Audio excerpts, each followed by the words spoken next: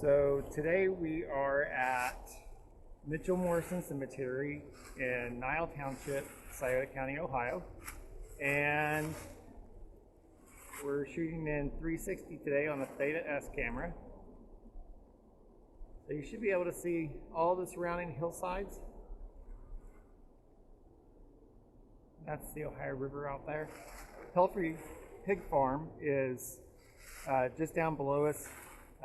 An earlier survey of Mitchell-Morrison Cemetery stated that it was on a hill above the boundary to the Pelfrey Farm. So here we are. It's about a 400-yard climb up the hill.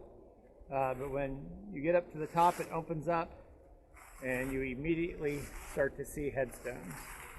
And of course, some of the names that come right to mind are Mitchell and Morrison, but there's also McCalls, Rothmeyers, Givens, Samuel Givens, Rachel Givens. And if you can imagine, at the time, this hillside would have been really clear. The occasional white oak and cedar trees. But other than that, it would have been really open.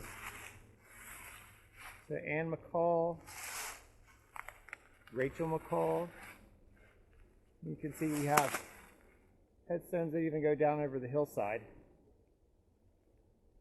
And that what looks like a creek bank there may have been the old road that people were able to get to the top of the hill. We have a burial here for Robert Morrison, 1838. This is for Mary Jane Givens, November 19th, 1832. We have some elevated burials for Mitchell family.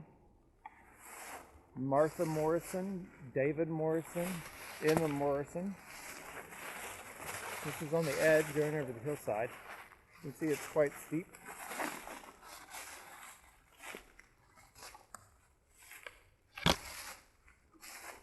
So we're on the very edge. You can see over the years, trees that have grown up have fallen down. Unfortunately, this one here fell down between the headstones and the footstones, and it broke very few. But there are several that we found today that have been broken.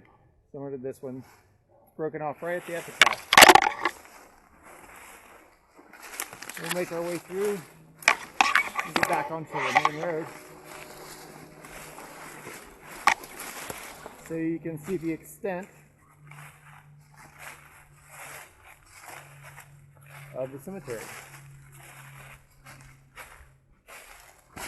What's really neat here is that a lot of the burials are marked with both headstone and footstone, and they haven't been removed. We have McDermott's, Cynthia McDermott, Julie McDermott, Elizabeth Givens. This is just main road, main walkway that goes back to the cemetery.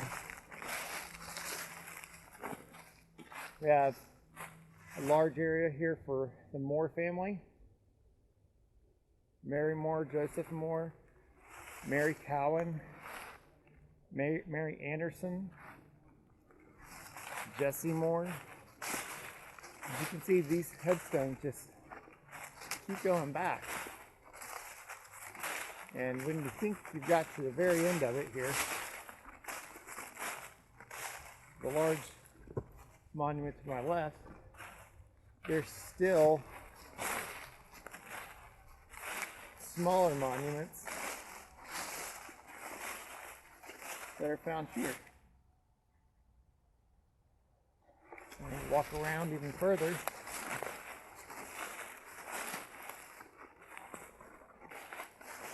You can see a broken one here and a footstone. And this is what we can see above the leaf. There's been several times today we've kind of walked around and found downed markers that were just covered in leaves. So we photographed them and mark them for GPS, and we'll see if they were on a previous survey. But, so here we are looking back towards the cemetery. There may be more burials behind us, but don't really know yet. So we'll walk back down on the main road and go back down through just like we came in. But from this angle, you can definitely see just the huge number of burials here.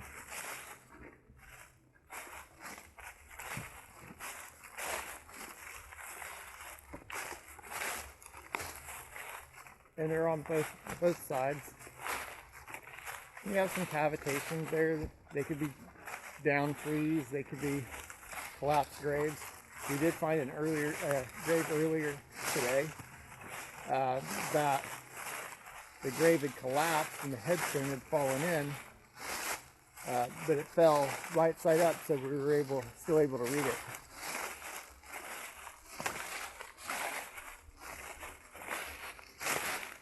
More markers. And some of them may have been pushed out of the way as trees grew up. There's another Morrison. Cedar trees. And as you can tell, they're still pretty well on a straight line.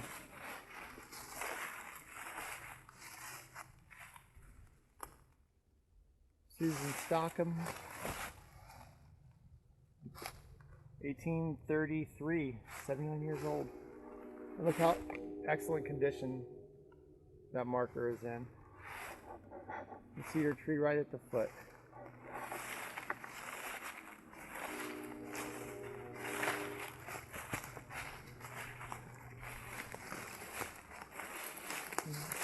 On the opposite side, the falls.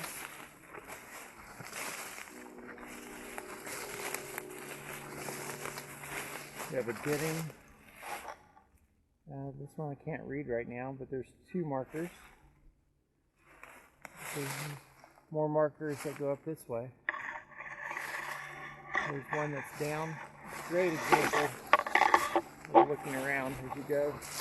This is a very large tablet, and it's just fallen flat, and the leaves have covered it. If I was on the road above, I never would have seen that.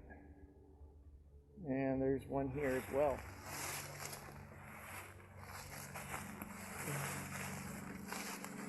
Mitchell-Morrison Cemetery is pretty easy to access. It is on state property. We have asked ODNR, Department of Forestry, to keep it maintained so that it can be accessed for genealogical purposes, and of course for people to visit their ancestors. They've done a good job of maintaining it. Cincinnati State University has also been here clearing brush and down trees, so it's in fairly good repair. Of course, given the age of the markers, some of them are damaged, and that does happen. It'd be a great restoration project for people to re-erect some of the monuments. Given time and resources, it would be really worthwhile. But in general, I don't think it's been visited a lot, and I think there's a lot that we can learn from here. But this is Mitchell-Morrison Cemetery in Nile Township, Scioto County, Ohio.